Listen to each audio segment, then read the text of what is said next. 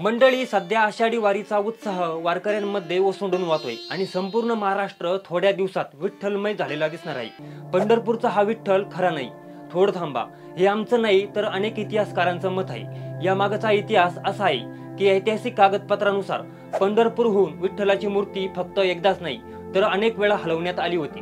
त्यामुळे आता ज्या विठ्ठलाच्या मूर्तीची पूजा केली जाते ती मूळ मूर्ती नाही, हे ऐकायला थोडंसं शॉकिंग वाटत असेल, पण याची काही पुरावे सुद्धा उपलब्ध आहे। पण नक्की हा इतिहास काय आहे आणि हा इतिहास खरा असेल तर विठ्ठलाची मूळ मूर्ती कुठे आहे, हेच आपण ह्या व्हिडिओमधून बघणार आहोत। नमस्कार मंडळी, मी विठ्ठल आणि तुम्ही बघताय वेद.com। हा विषय समजून घेण्याआधी तुम्हाला साल लक्षात ठेवावं लागेल। तसेच या दोन मूर्ती नीट पहा, या दोन्ही मूर्ती विठ्ठलाच्याच आहेत। उजवीकडची पंढरपूरची आणि डावीकडची सोलापूरच्या म्हाडा गावातील आहे। याच म्हाडा गावातील मूर्ती मूळ मूर्ती असल्याचं लगेच समजतं। बारीक पाहिलं तर लक्षात येतं की दोन्ही मूर्तीच्या रूपामध्ये बराच फरक आहे आणि अनेक इतिहासकारांच्या मते संतांनी आणि पांडुरंगाच्या महात्म्यात विठ्ठलाचे जे वर्णन केलंय ते हाय जसेच्या तसे म्हाडामधल्या विठ्ठलाशी जुळतं। पंढरपूरची मूर्ती ही मूळ मूर्ती आहे की नाही याविषयी इतिहासकार डॉक्टर सतीश कदम यांनी या विषयावरती अभ्यास आणि संशोधन केलेलं आहे। त्यांनी दिलेल्या माहितीवरून पंढरपूरहून विठ्ठलाची मूर्ती फक्त एकदाच नाही तर अनेक वेळा हलवण्यात आली होती। पहिल्यांदा 1513 मध्ये निजामशाह आणि आदिलशाह यांनी महाराष्ट्रावर हल्ले चालू केले होते। तेव्हा या विठ्ठलाच्या मूळ मूर्तीला काही धक्का लागू नये म्हणून विजयनगरचा राजा कृष्णदेवराय यांनी विठ्ठलाची मूर्ती विजयनगरमध्ये नेली। त्यानंतर 1530 मध्ये जेव्हा निजामशाह, आदिलशाह आणि कुतुबशाह या तिघांनी मिळून विजयनगरवर हल्ला केला, विजयनगर लुटायला सुरुवात केली, तेव्हा अशा कठीण परिस्थितीमधून संत एकनाथांचे आजोबा संत भानुदास यांनी ती मूर्ती पुन्हा पंढरपूरमध्ये आणली आणि हे सगळं स्वतः भानुदासांनी आपल्या अभंगामध्ये लिहून ठेवले। त्यानंतर 1659 मध्ये अफजल खान छत्रपती शिवाजी महाराजांना आव्हान देण्याच्या हेतूने सगळ्या मंदिरात जाऊन तोडफोड करत होता, देवांच्या मूर्ती भग्न करत होता। तेव्हा पंढरपूरची विठ्ठलाची मूर्ती 20 मैल लांब सोलापूर मधल्या म्हाडामध्ये नेली, जेणेकरून अफजल खान विठ्ठलाच्या मूर्तीला काही हानी पोहोचू शकणार नाही। अफजल खानच्या वधानंतर ती पुन्हा पंढरपूरला आणली गेली। पुढे छत्रपती शिवाजी महाराजांच्या निधनानंतर 1681 मध्ये औरंगजेबाने दक्षिण भारतावर कब्जा करून आपलं साम्राज्य उभं केलं होतं। तेव्हा साधारण 4 वर्ष त्याचा मुक्काम पंढरपूर जवळच्या ब्रह्मापुरी गावात होता। त्यामुळं पुन्हा विठ्ठल मूर्ती पंढरपूर जवळच्या देगाव मधल्या पाटलाच्या विहिरीत नेऊन ठेवली, म्हणजे सगळं संकट दूर झाल्यानंतर मूर्ती परत पंढरपूरला आणली गेली। पण पंढरपूरच्या 2 बडव्यांनी ही विठ्ठल मूर्ती चोरली, पुन्हा ती काही करून मंदिरात बसवली।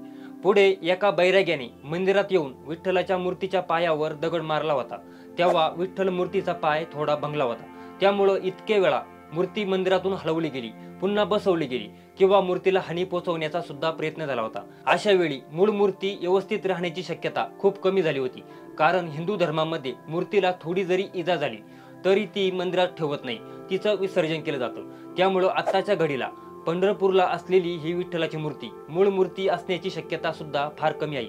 आता हे सगळं संशोधन आहे। पंढरपूर मधील विठ्ठल मूर्ती ही खरी विठ्ठल मूर्ती नसून म्हाडा येथील विठ्ठल मूर्ती ही खरी आहे, असा दावा इतिहासकार रामचंद्र चिंतामण ढेरे यांनी केला होता। यामुळे त्यांनी हा वादग्रस्त दावा केल्यानं वारकरी आणि सामान्य जनतेत खळबळ माजली होती। त्यांनी केलेलं संशोधन हे त्या काळी म्हणजे साधारण 1981 मध्ये काहीसं वादग्रस्त ठरलं होतं। त्यांनी वेगवेगळे दाखले मांडून अभ्यास करून सांगितलं होतं की पंढरपूरमध्ये असलेली विठ्ठल मूर्ती ही मूळ यादवकालीन मूर्ती नाही, पण मूळ मूर्तीचे जे वर्णन संतांनी आणि पांडुरंगाच्या महात्म्यात व इतिहासात सांगितलं आहे ते वर्णन म्हाडातल्या मूर्तीशी मिळतं जुळतं आहे। याची काही उदाहरणं आहे। विठ्ठलाचे रूप अतर्क्य विशाळ, हृदय कमळ मंत्रसिद्ध, दिगंबर मूर्ती गोजिरी सावळी, तोडी पाया वाळी मनगटी। विठ्ठलाचे हे वर्णन सावतामाळी यांनी केले। हृदयावर म्हणजे छातीवर मंत्र, लिहिलेलं दिगंबर आणि सावळी मूर्ती पायात तोडे आणि हातात बाळी, असं हे वर्णन त्यांनी केलं होतं। सावतामाळी यांचा मृत्यू 1295 मध्ये झाला होता, म्हणजे हे वर्णन त्यावेळी पंढरपूरला त्यांनी पाहिलेल्या विठ्ठल मूर्तीचे आहे। पण आता जी विठ्ठल मूर्ती पंढरपूरला आहे त्यांच्या हृदयावर म्हणजे छातीवर कोणताच मंत्र किंवा श्लोक लिहिलेला दिसत नाही। आणि अजून मोठा फरक म्हणजे वर्णन केल्याप्रमाणे मूर्ती दिगंबर म्हणजे नग्न सुद्धा नाही। त्यानंतर डॉक्टर ढेरे यांचा पंढरपूरच्या विठ्ठलाचं महात्म्य सांगणाऱ्या 3 संस्कृत ग्रंथाचा सुद्धा अभ्यास आहे, ज्याला आपण पांडुरंग महात्म्य असं म्हणतो। त्यातलाच स्कंद पांडुरंग महात्म्य हे खूप प्राचीन आहे, म्हणजे अगदी निवृत्ती ज्ञानदेवांच्या पूर्वीचं, आणि पाद पांडुरंग महात्म्य सुद्धा 16व्या शतकातला आहे। त्यामुळे या पुराणाचा अभ्यास सुद्धा महत्त्वाचा ठरतो आणि यात सुद्धा बऱ्याचदा विठ्ठलाच्या छातीवर मंत्र असल्याचा उल्लेख आहे। पुढे जेव्हा अफजल खानच्या हमल्यानंतर जेव्हा मूर्ती म्हाडाला नेली गेली तेव्हा पुन्हा पंढरपूरला आणली सुद्धा होती आणि विठ्ठल आपल्या गावात आला याची आठवण म्हणून म्हाडा गावात विठ्ठलाचं मंदिर देखील बांधण्यात आलं, जे महाजी निंबाळकर यांनी बांधलं होतं। आणि तेव्हाच या मंदिरात पंढरपूरच्या मूळ मूर्तीची हुबेहूब प्रतिकृती मांडेकरांनी स्थापना केली असली पाहिजे असे डॉक्टर ढेरे यांना त्यांच्या संशोधनात समजलं होतं। त्यानंतर काशीनाथ उपाध्य उर्फ बाबा पांते, ज्यांना पंढरपूर क्षेत्राचे सर्वेसर्वा म्हणून ओळखलं जायचं, त्यांनी सुद्धा रचलेल्या विठ्ठल ध्यान मानस पूजा या स्रोतात सुद्धा त्यांनी विठ्ठलाच्या मूर्तीचे जे वर्णन केलं आहे त्यात मूर्तीच्या हृदयावर मंत्र असल्याचा उल्लेख आहे। आणि बाबा बांते यांचं 1805 मध्ये निधन झालं होतं।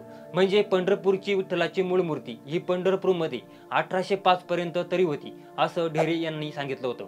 तर मंडळी, पंढरपूरचा विठ्ठलराया हा एकटा महाराष्ट्राचा नाही तर आंध्र प्रदेश आणि कर्नाटक मधील सुद्धा कोट्यावधी भाविकांचं आराध्य दैवत आहे।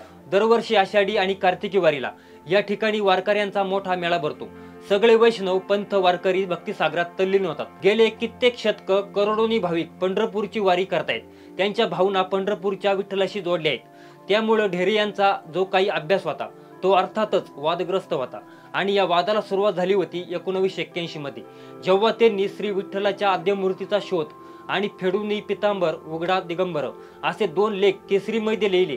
त्यानंतर भाविकांपासून ते पंढरपूरच्या बडव्यापर्यंत प्रत्येकाने याला विरोध केला होता। त्यामुळे पंढरपूरची विठ्ठलाची मूर्ती खरी की खोटी आजपर्यंत हा प्रश्न अनुत्तरितच राहिला। या संपूर्ण विषयावरती तुमचं मत आम्हाला कॉमेंट करून नक्की कळवा आणि आपल्या वेद.com या YouTube चॅनलला नक्की सबस्क्राईब करा।